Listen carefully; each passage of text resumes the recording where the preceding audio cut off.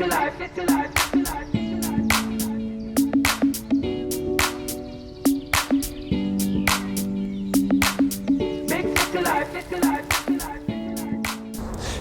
my name is Alexey, and I am a candidate to the MBA program at the IE Business School. Here I would like to answer question D. Do you think that the lifestyle of inhabitants of your city reflects behavior that is in line with the concept of sustainable development? The sustainable development is the cornerstone of the modern civilization. A lot of factors have an influence on the development itself, but to my mind the most important is the technology. Based on the technological development level of the area, we may conclude how modern the city is. Some examples of this development can be seen through the end result of it. I mean the development of green technologies, the smart and lean consumption of natural resources, such as fossil fuel and water, and perfect system of environmental protection. My native city is Moscow, the capital of Russian Federation, the city where I was born, the biggest city in Europe and the one of the busiest area in the world. What is sustainable development in Moscow is? How does the lifestyle of Muscovites marks on the concept of sustainable development? I suppose that life in Moscow is full of paradoxes. For example, from one hand, inhabitants criticize both the mayor of Moscow and the government of Moscow area that roads are overloaded and life can be leaked in traffic jams. But from the other hand, auto sales in Moscow have been growing for the last 15 years. It is about more than 3 million cars in the capital nowadays, excluding Moscow region, of course. The ratio of cars per inhabitants in Moscow is approximately 310 over 1000. It seems very optimistic in contrast with the other Europe capitals. However, the lack of infrastructure makes driving terrible. The traffic jams aren't only on the roads, but on the subway as well. After more than 2 years spent in Taliati-Samara region, I returned to Moscow, and it was a shock for me due to the time needed to enter in a subway at a rush hour. It is about 15 minutes you can spend on the way from a nearby bus station to a train in the metro station. So I had to spend 2 or 3 hours in traffic jams, despite I wanted to or didn't. For the last 10 years, the regional government established some strategic programs to turn the tide into the city, but it has had a little effect. At the same time, such crucial problems entail a permanent emotional stress for citizens. We always run somewhere, but never arrived in time. We try planning a lot of things, but finishing only a few of them. We want to meet friends and relatives, but can do it 2 or maybe 3 times per year in fact.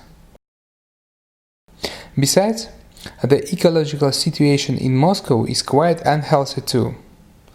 There are more than 30 landfills at the region of Moscow. Despite on the obligations of the government of Moscow and the government of the Moscow region were made some years ago, we still haven't had a clear policy to separate waste collection, secondary plastic and glass recycling, biodegradable resources implementation, etc. One more issue of my home city is the unreasonable water consumption. Before 2015, only half of Muscovites had water meters installed in their homes. As a result, effective water consumption control wasn't in place. In fact, households without such water meters paid only relatively small fixed water consumption tax and did not limit the waste of such an important resource. So, I have to conclude that mentioned problems are crucial, and it is difficult to say that Muscovites' behavior is in line with the concept of sustainable development. However, from my point of view, there are 2 things which can be very helpful to change the situation and certainly boost sustainable development. The first one is a new blood which should be entered to regional authorities. These people should try to think on innovative and smart way. Plus, long-term development programs should be created and implemented to real life. the most accurate initiatives of our authorities are still on paper. And the second one is that people have to think more about the world that surrounds them. Don't go by car if you could take a bus. Minimize the amount of garbage you waste. Don't leave water tap running when washing the dishes. It is also important to underline that Russia itself has to be more diversified. People should not change their location from province to Moscow if they have a relatively high level of life at their home areas.